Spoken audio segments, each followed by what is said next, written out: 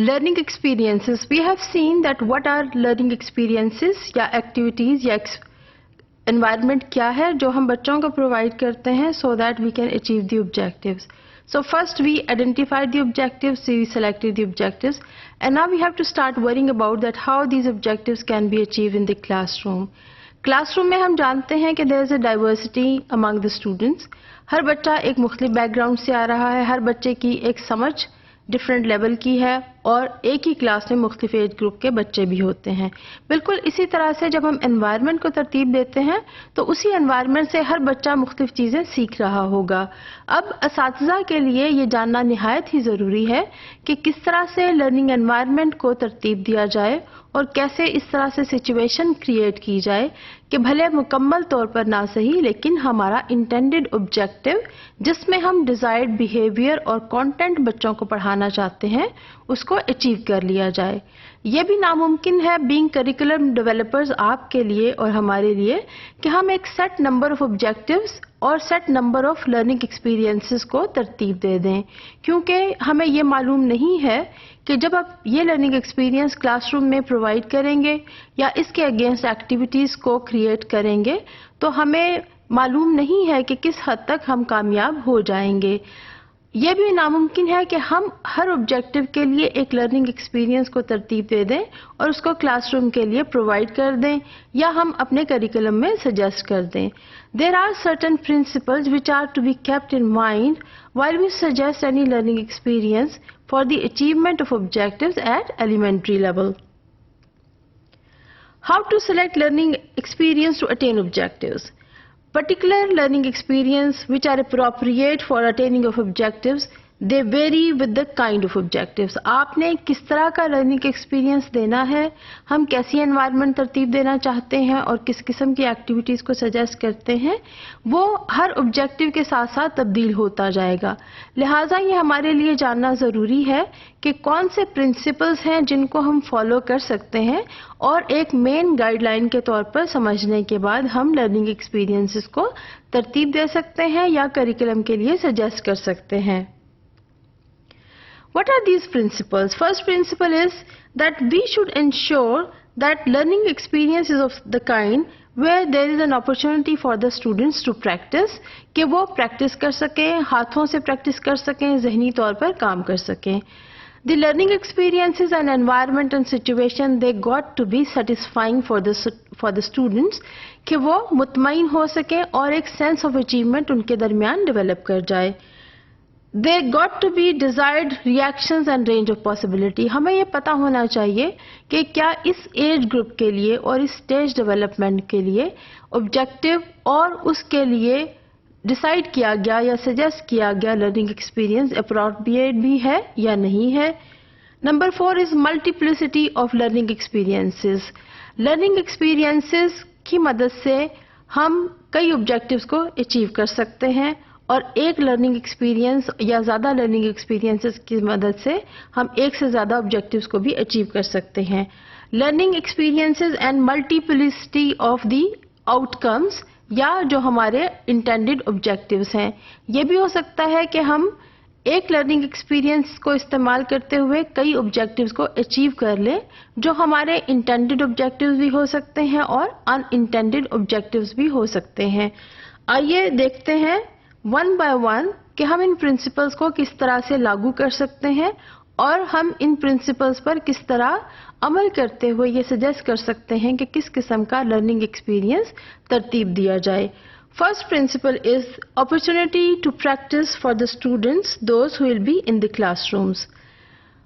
For the attainment of an objective in the classroom, a student must be given ample opportunity. उसको इतने chances देना ज़रूरी है कि वो उस बिहेवियर को या उस एटीट्यूड को जो आप बच्चों में डेवलप करना चाहते हैं उसकी प्रैक्टिस कर सके.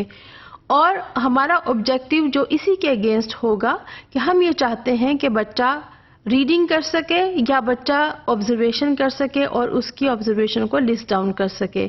सो हमें लर्निंग एक्सपीरियंस को तय करते हुए या सजेस्ट करते हुए ये ज़रूरी है कि हम बताएं कि किस तरह से बच्चे को कितना वक्त आपने हैंड्स ऑन प्रैक्टिस के लिए देना है और बच्चा क्लास रूम में इस एक्टिविटी को मुकम्मल तौर पर करे सो दैट ही और शी कैन प्रैक्टिस, और इस प्रैक्टिस के बाद फिर हम देख सकते हैं कि वो डिजायर्ड बिहेवियर जो बच्चे में डेवलप करना चाहते हैं वो डेवलप हो गया है। ये याद रखिए कि ऑब्जेक्टिव के दो हिस्से होते हैं। एक हिस्से में हम चाहते हैं कि एक खास बिहेवियर को डेवलप किया जाए और खास स्किल की डेवलपमेंट हो। सेकंड, हम चाहते हैं कि बच्चा उस कंटेंट को समझ ले जिस पर उसने उस स्किल को अप्लाई करना है। फॉर एग्जांपल, हम चाहते हैं कि बच्चा प्रॉब्लम सॉल्विंग का स्किल सीख ले। जब आप प्रॉब्लम सॉल्विंग का स्किल चाहते हैं बच्चे को सीखने के लिए, तो आपको लर्निंग एनवायरनमेंट इस तरह की देनी पड़ेगी कि वहां पर बच्चे को कुछ प्रॉब्लम ही सॉल्व करनी पड़े। ये प्रॉब्लम सॉल्विंग का काम आप एक स्मॉल साइंस की एक्टिविटी पर भी करा सकते हैं और आप इसको किसी और सब्जेक्ट एरिया में भी इस्तेमाल कर सकते हैं। हम ये चाहते हैं कि बच्चे ये देखें कि हमारी क्लासरूम में कितने बच्चे ऐसे हैं जिनकी हाइट कम है और कितने बच्चे ऐसे हैं जो लंबे हैं। सो इस ग्रुपिंग को करते हुए बच्चे अपनी क्लास के बच्चों को काउंट करेंगे और हाइट्स को मेजर करेंगे और उसको लिखते चले जाएंगे। सो इस प्रैक्टिसिंग की एक्टिविटी में आप सीख रहे हैं कि मेजरमेंट किस तरह से करनी है, ग्रुप्स किस तरह से बनाने हैं, और फिर हमें ये कैसे तय करना है कि हमारे क्लास में कितने बच्चे किस हद तक लंबे हैं और किस हद तक छोटे छोटे कद वाले हैं। अगर हम ये चाहते हैं कि बच्चा एक वाइड वैरायटी ऑफ बुक्स को स्टडी करे और फिर इसके बारे में कुछ एक्सप्लेन करे या डिस्क्राइब करे, ये उस वक्त तक मुमकिन नहीं होगा जब तक कि हम बच्चे को अपॉर्चुनिटी नहीं प्रोवाइड करेंगे कि आप बच्चों को किताबें प्रोवाइड करें और उसके बाद आप चाहें कि वो बच्चे इन किताबों को पढ़ें भी। जब तक बच्चे किताबों को पढ़ेंगे नहीं, उनमें इंटरेस्ट की या दिलचस्पी का स्किल या एक बिहेवियर जो हम इनकलकेट करना चाहते हैं वो इनकलकेट नहीं होगा। लिहाजा हमें ये कोशिश करनी पड़ेगी कि हम लर्निंग एक्सपीरियंस जो भी अपने करिकुलम में सजेस्ट करते हैं उसके मुताबिक हमें लर्निंग एक्सपीरियंस में बच्चे को इतना चांस भी देना होगा कि वो खुद से इस एक्टिविटी को परफॉर्म करे।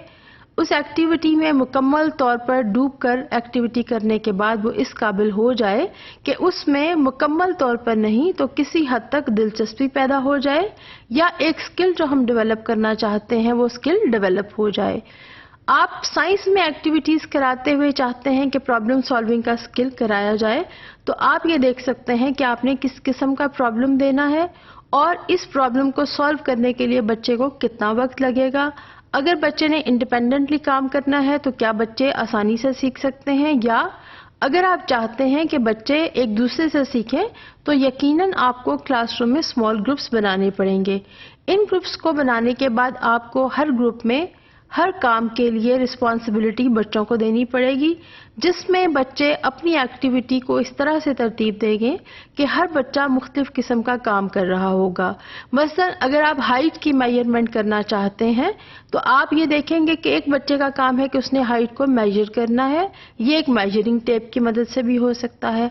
आप एक बच्चे को रिस्पॉन्सिबिलिटी देते हैं कि आपने वक्त देखना है कि कितना वक्त हमने इस एक्टिविटी को लगाना है और कितने वक्त में हमने इस एक्टिविटी को पूरा कर लेना है।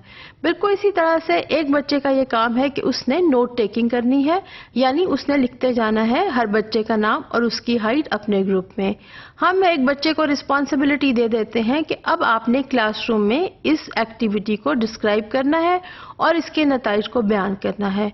सो इस तमाम एक्टिविटी के दौरान जहां पर बच्चे मुकम्मल तौर पर काम कर रहे हैं और इस एक्टिविटी में इंडल्ज हैं, तो वहां पर हम देख सकते हैं कि बच्चों में एक इंटरेस्ट भी डेवलप होगा और they will learn the skill of measuring each other. Measurement किस तरह से करनी है, एक्यूरेट मेजरमेंट कैसे करनी है, हमने इस मेजरमेंट को लिखना कैसे है, और फिर हमने इस मेजरिंग टेबल की मदद से किस तरह से बताना है कि हमारी क्लास में बच्चे कितनी हाइट के हैं और कितने बच्चे छोटे कद वाले या बड़े कद वाले हैं। During this activity we have to explain to the students कि हम किसी बच्चे को भी रिडिक्यूल नहीं करना चाहते कि कोई लंबा है या छोटा है। बेसिक मसला ये है कि हम ये चाहते हैं कि हमें मेजरमेंट का स्किल आ जाए और हमारा इंटरेस्ट अपने आप में भी डेवलप हो जाए। लिहाजा इस तरह की एक्टिविटीज में जब हम सजेस्ट करते हैं तो हमें ये देखना है कि हमें मुकम्मल तौर पर बच्चे को اپرچونٹی فراہم کرنی ہے کہ وہ اس ایکٹیویٹی کو خود سے پرفارم کر سکے اور اس میں دلچسپی کا عنصر بھی شامل ہو جائے اور پرابلم سالونگ کا اسکل بھی ڈیولپ ہو جائے.